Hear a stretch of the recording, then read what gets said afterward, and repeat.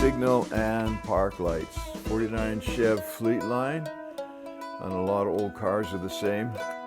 And to upgrade these, because usually the sockets that take the light bulb are rusty and not connecting properly, the wiring's old and broken and cracked. So I did well in that my glass lenses are okay. They got a lot of rock chips in them from those Saskatchewan farm roads. And the chrome is in good shape. It's pot metal, so expensive to get that re-chromed. And the little screws and everything came in and out without breaking. So we're good to go.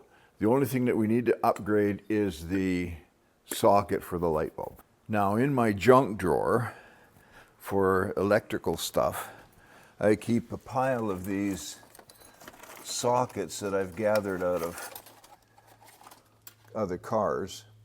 And the thing is, you can remove the old socket right from the back of the signal light or whatever. And then these ones here that are from, well, they're like Chevys, I don't know, square body area, 70s, 80s. If you have to buy these online, they're like, I don't know, $25 or some crazy thing. The junkyard should be full of them. I made a trip through the pick and pull here to find as many of these as I could. Couldn't find one. There wasn't any vehicles left there from the 70s and 80s. And I had been there last year and taken transmissions and a whole bunch of stuff. But yeah, they keep clearing them out. So somehow you got to find that. So every time we part out a car, I'll keep these. So when you get to the later 80s, early 80s, I'm not sure, it changes from the bayonet type bulb, right? The push and turn it and it hooks in there, to the actual just push in ones that have these wires in this kind of a connector. So these are both good options.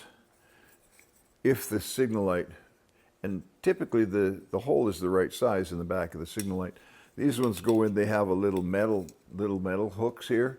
And so you've got to put them in and get the little metal hooks over top of that, and that'll hold it in. These ones here just have plastic, and they'll just about go in. You know what? Really close. I think you could force that in. Okay, so we assemble all of this, put all the pieces together, mount them into the grill, and wire them in nicely, okay? So I've got plugs here that I've wired it into the car. Everything's upgraded. It's going to work really good.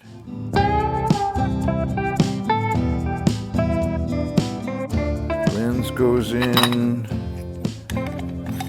Backing plate goes in. By the way, it only goes in one way. If you try to put it in this way, it doesn't fit.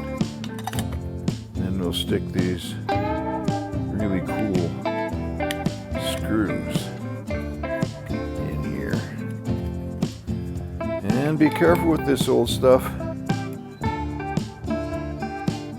Tighten it gingerly, because you don't want to break it. But you do want them to be tight enough so that you can put these screws on or take them off without the whole thing turning. So I think that looks good. And we will install this into the grill, and then we'll test it before we tighten everything up. Make sure that we got what we want. Now, I honestly don't know how that you would change these bulbs after you've got the grill in place.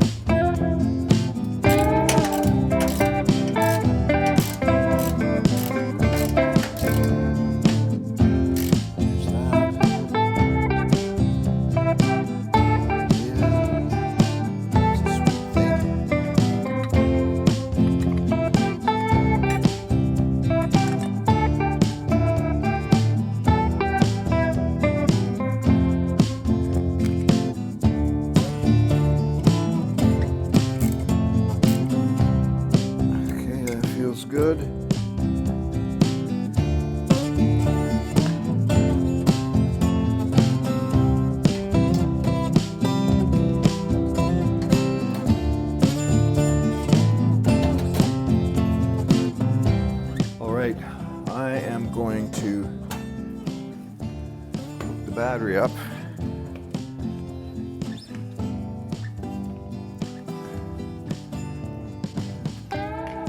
Okay, I'll turn the lights on. You tell me if they're working. Is that